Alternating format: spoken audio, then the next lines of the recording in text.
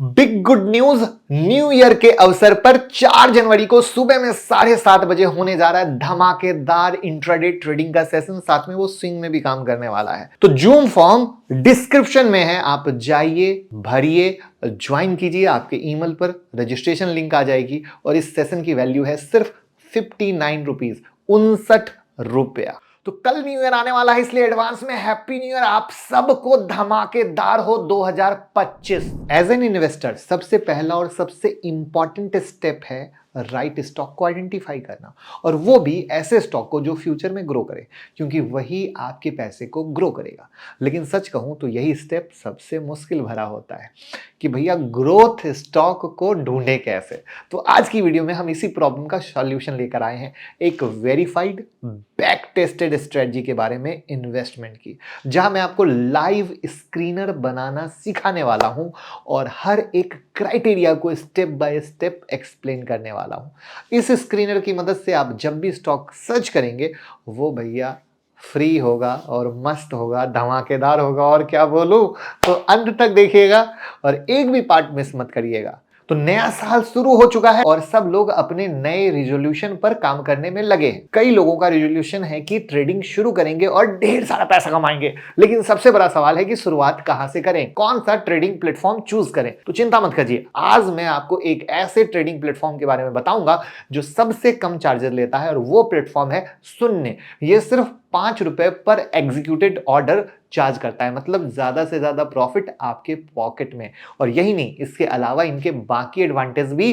काफी अच्छे हैं, जैसे zero account opening charges, zero annual maintenance charges, zero brokerage on equity delivery, zero charges on mutual fund, zero auto square of charges, zero hidden charges. और हाँ, एक और important बात, शून्य बिल्कुल जेन्युइन और ट्रस्टेड प्लेटफॉर्म है, सेबी रजिस्टर्ड है, तो कंप्लायंस की एनबीएफसी लाइसेंस्ड है, जो इसकी फाइनेंशियल क्रेडिबिलिटी को और स्ट्रांग बनाता है। और ये सारे मेजर स्टॉक एक्सचेंज के साथ रजिस्टर्ड है, चाहे एनएससी हो, बीएससी हो, एमसीएक्स हो। मतलब आपकी ट्रेडिंग जर्नी यहां सेफ और सिक्योर रहेगी। अगर आप किसी और प्लेटफॉर्म को यूज करते हैं तो भी शून्य पर स्विच करके अपने चार्जेस बचा सकते हैं। और अगर आप अपनी ट्रेडिंग जर्नी शुरू करना चाहते हैं तो शून्य एक परफेक्ट चॉइस बनेगा। पैसा बचाओगे और प्रॉफिट बढ़ाओगे।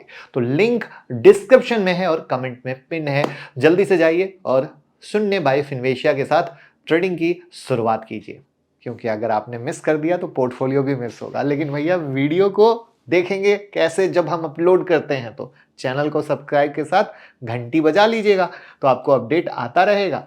और जैसा कि मैंने लास्ट वीडियो में प्रॉमिस किया था कि हमारे मेंबरशिप में एक धमाका वीडियो आने वाली है, 50 week low positional trading strategy, जो 10 में देती है 8 बार प्रॉफिट।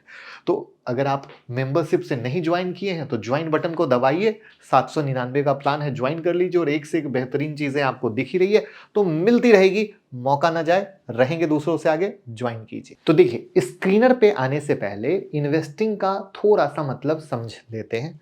बेसिक तो सबको पता है, लेकिन इन्वेस्टिंग के तरीके काफी कम लोगों को पता है। अगर हम पॉपुलर इन्वेस्टिंग मेथड में बात करते हैं तो क्या क्या होते हैं, वैल्यू इन्वेस्टिंग होती है, ग्रोथ इन्वेस्टिंग होती है, और एक दोनों का ही मिक्सचर होता है, growth at reasonable price, Garp, GARP। और तीनों ही तरीके को अगर हम शॉर्ट में समझ लें तो कैसा रहेगा। तो पहला है वैल्यू इन्वेस्टिंग। बेंजामिन ग्राहम, जो एक महान इन्वेस्टर थे, उनका एक सिंपल फंडा था कि अगर मुझे मार्केट में 100 रुपए की चीज 80 रुपए में मिलती है तो उसे खरीद लो और फायदा उठा लो। ये इन्वेस्टिंग स्टाइल इस बात पर फोकस करती है कि स्टॉक का असली वैल्यू उसके करंट मार्केट प्राइस से ज्यादा है। इस बात पे ध्यान नहीं देते कि कंपनी कितनी ग्रोथ करेगी या उसकी प्रॉफिटेबिलिटी कितनी बढ़ेगी। सिर्फ एक बात कि 100 का माल मुझे 80 में मिल रहा है तो ये एक अच्छी डील है। तो जनरली क्या होता है कि ऐसे स्टॉक बेरिश मार्केट में ज्यादा मिलते हैं, जैसे अभी फोकस करोगे तो मिल जाएंगे। दूसरा है ग्रोथ इन्वेस्टिंग। फिलिप फिशर की फिलॉसफी थी कि एक चीज 100 रुपए की है लेकिन उसका फेयर वैल्यू हर साल लगातार बढ़ रहा है, तो वो अच्छा इन्वेस्टमेंट है। एग्जांपल के लिए, एक चीज 100 की है लेकिन अगले साल उसका वैल्यू 130 हो जाएगा, फिर 170, फिर 250। ऐसे स्टॉक को स्टडी ग्रोथ दिखाते हैं, जो उन्हें हम क्या कहते हैं, ग्रोथ स्टॉक। तीसरा है दोनों का ही मिक्सचर, ये इन्वेस्टिंग स्टाइल वॉरेन बफेट द्वारा डेवलप की गई। उन्होंने वैल्यू इन्वेस्टिंग और ग्रोथ इन्वेस्टिंग का मिक्स किया और एक बैलेंस्ड फिलॉसफी बनाई। ग्रोथ एट रिजनेबल प्राइस, इसका मतलब है हम ऐसे स्टॉक चूज करते हैं जो रिजनेबल प्राइस पर अवेलेबल हो और फ्यूचर में अच्छी ग्रोथ पोटेंशियल रखते हो, गार्प स्ट्रेटजी पर। मैंने इस पर पहले एक वीडियो बनाई थी जहां बेसिक टर्म को बात करते हुए कौन से मेजर फिल्टर को यूज करना है उसको बताया था। आज उसी को हम और अपग्रेड करेंगे, उस एनालिसिस के एक अनदर लेवल पे जाएंगे, क्योंकि वहां स्टॉक की लिस्ट क्या होती थी, काफी होती थी और मैंने कहा भी था कि इसमें काफी है और हम आगे इसका अपडेट वर्जन लाएंगे। तो भाई आपका प्रॉमिस पूरा करने को आया है अब उसके अपडेट वर्जन पर।